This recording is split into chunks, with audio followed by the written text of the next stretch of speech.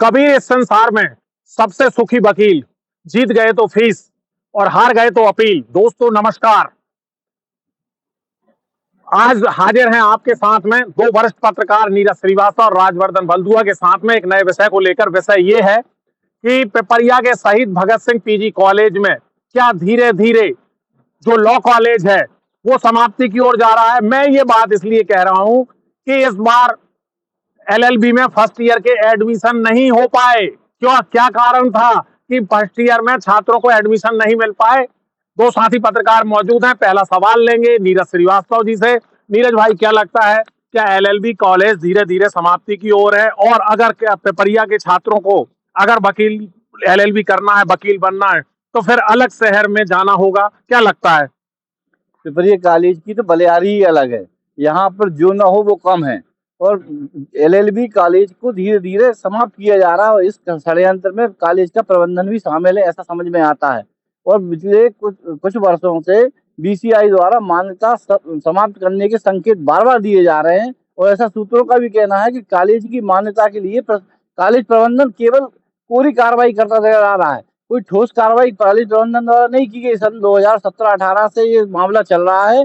Student परेशान हो रहे हैं, बार बार प्राचार्य को निवेदन करते हैं, आवेदन देते हैं और उसकी कार्रवाई के लिए बीते वर्ष भी तत्कालीन प्राचार्य राजीव महेश्वरी द्वारा स्टूडेंट लाख स्टूडेंट से कहा गया था कि कॉलेज की मान्यता के लिए दिल्ली में प्रोफेसर को भेजा जा रहा है, कार्रवाई की जाए, लेकिन अभी तक ऐसा कुछ भी नहीं हुआ है। तो लॉ कॉलेज सने सने अब समाप्ति की ओर। नहीं तो नीरज भाई, क्या लगता है, तो इसका जो प्रबंधन की गलती है उसका खामियाजा छात्र क्यों भुगतते हैं? जो एलएलबी करने वाला छात्र है वो क्यों भुगते हैं? उसको तो वकील बनना है, उसको तो न्यायपालिका में जाना है, उसको अपनी सेवाएं देना है, वो तो वकील बनने का सपना संजो। तो क्या फिर अब दूसरे शहरों की ओर उसको पलायन करना पड़ेगा शिक्षा के लिए एलएलबी की? छात्रों के हित पर कुठाराघात कॉलेज प्रबंधन स्वयं कर रहा है।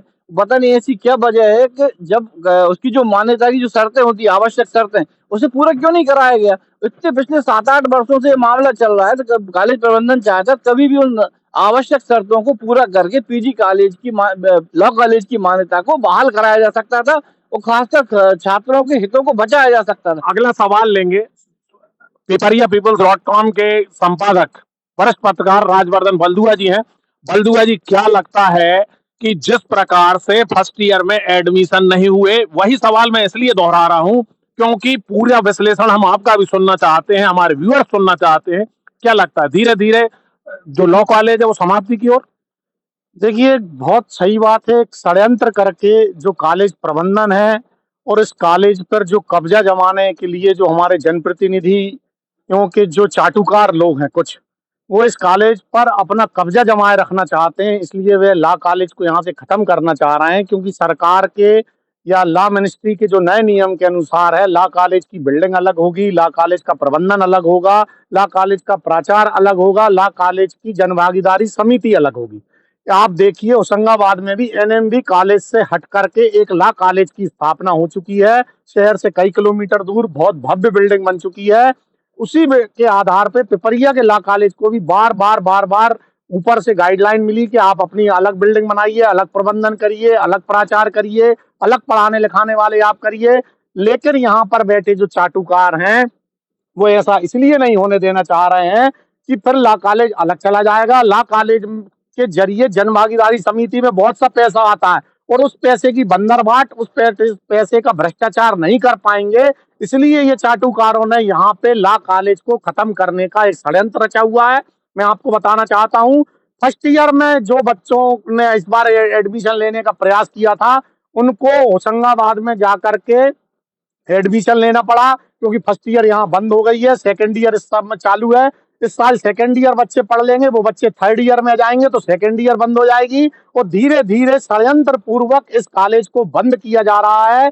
क्योंकि ये कॉलेज अलग खुलेगा, अलग बिल्डिंग होगी, अलग जनभागीदारी होगी, तो इन चाटुकारों की उस कॉलेज में तो नहीं चल पाएगी जो इस कॉलेज में चल रही है। कॉलेज प्रबंधन अगर कार्रवाई पूरी कर लेता, जो गाइडलाइन थी, तो कॉलेज तो बचाया जा सकता था। लेकिन कॉलेज प्रबंधन भी नहीं चाह रहा है ना। हमारे एक प्राचार्य है, उनको प्राचार्य पद से इतना प्रेम है कि वो हर 3-4 महीने में घूम फिर करके कॉलेज के प्राचार्य की कुर्सी पे बैठ जाते हैं।